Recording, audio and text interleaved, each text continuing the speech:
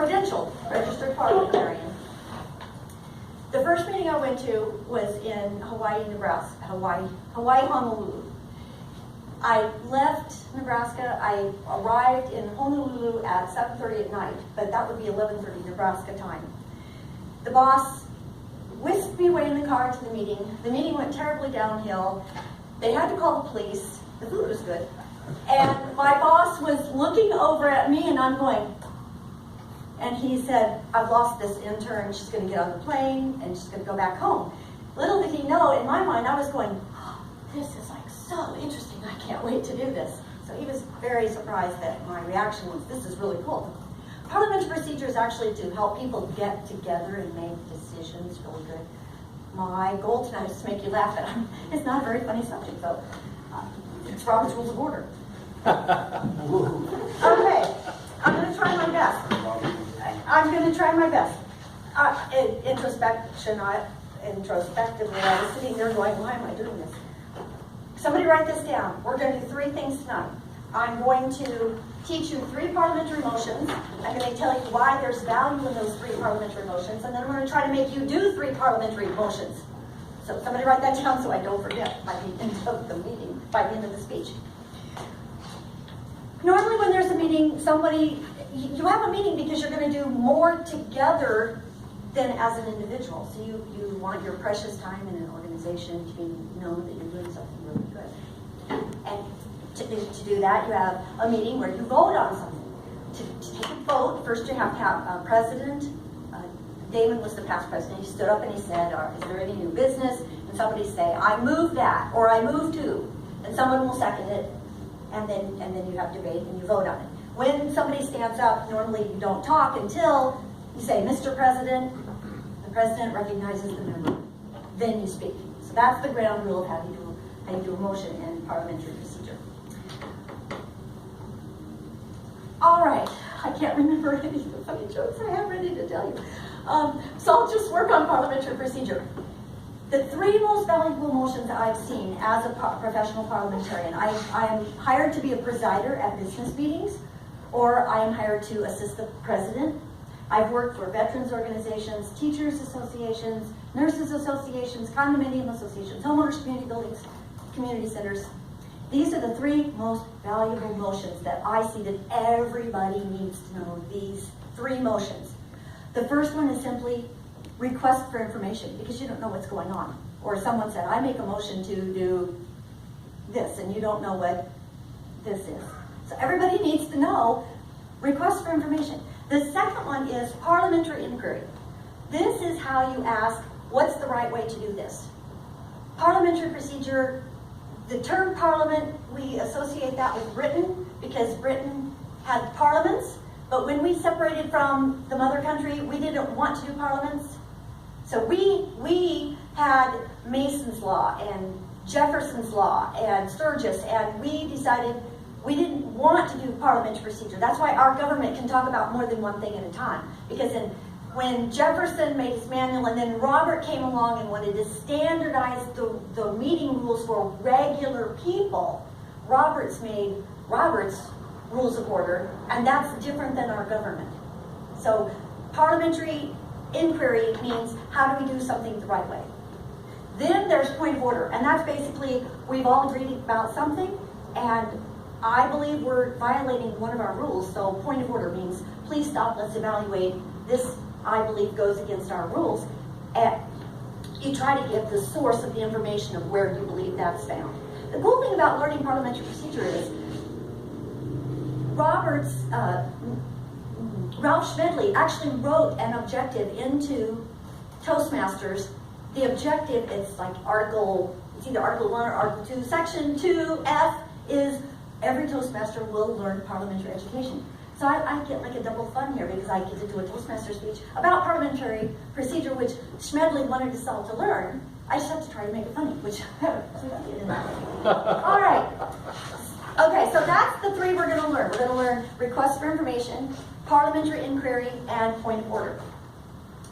Now, for example, when you were going through the agenda today, and Lawrence was saying something, okay, we have our speakers, and then we have this, and somebody said, do you have evaluators? That would have been a perfect place to say, That's a point of order. request for information. No, you were asking, do we have evaluators? So, Mr. Toastmaster, request for information, and then he would have said, member in the yellow shirt, do we have evaluators? Okay, so that's the idea. Do we have John do that? Something about picking up ballots or something. Do we have John do that?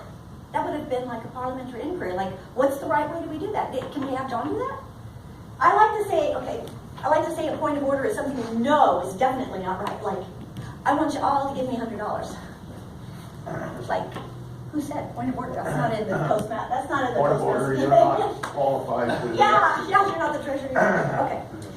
All right, so have we covered with the three that I tried to teach you today? Okay, I tried to teach you request for information, parliamentary inquiry, and point of order. I had a PowerPoint, but I didn't bring my computer. Oh, I know something else I wanted to tell you. The reason why most people don't like to do Robert's Rules of Order is because they're scared. So I have this perfect way to tell people how you're not going to be scared. So may I have someone stand up? John stood up. John stood up? Okay, I'll say okay. John stood up. John, you've stood up. John, what is your name? My name is Damon. Point of order. No, what is your name? Okay, that didn't work. You said, John, what is your name? Let's try this again. What is your name? John. Was that hard for you to answer? The first time it was actually, wasn't it? Yep. But would that be hard for you to answer? No, because why? You know your name is John. At least he did the second time around. All right, and can I have another volunteer?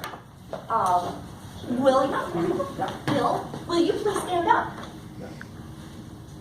Please sit down. I've just taught him how to make a motion. So most people are scared to use Roberts because they don't know what to say or they don't know what to do. And unlike John, I know my name. You know your name. All right.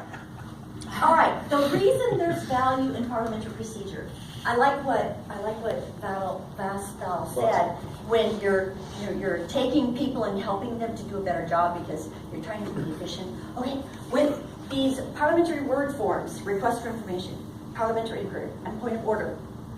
That's what you say. If I told you I went to an activity last night where it was 3 strikes and you're out, where would you know I was going?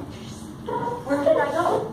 Baseball. I went to a baseball game because you know those word forms. That's references of word form. So instead of having when Lawrence is going through the agenda and somebody says, well, do we this? Do we do this? Do we have evaluators? If you just say request for information, puts everybody on the same page that we need some information. So the word forms have value. They're efficient, they're effective, they're fair. Request for information, parliamentary inquiry, and point of order. The last thing I wanted to do, so that's the value of the word forms. And the last thing, what was the last thing I was supposed to do? I was going to help you go through and actually do some of the motions, but I don't have enough time. Unfortunately. But I had a PowerPoint, and I want to show you, I have 5 other really good reasons why, if I can find it, I have 5 really good reasons why we should do parliamentary procedure. And it didn't come out because it's not a PowerPoint. But parliamentary procedure is to help people that are a group to make efficient, effective, fair decisions. And what happens when 2 people can't even make effective, fair, efficient decisions? Like when you're coaching someone and you can't get them on the same page, you have to listen to what they say. What's their opinion and what can you bring to the table? And when even 2 people cannot do that, there's 5 reasons why it's a lose-lose situation. So here's our 5 reasons, and this was supposed to flip by every single page. Do you see the 5 reasons? There's 5 reasons. These are iconic pictures. Iconic pictures, okay? The upper left-hand corner is Anne Frank. The second picture is the Napalm Girl.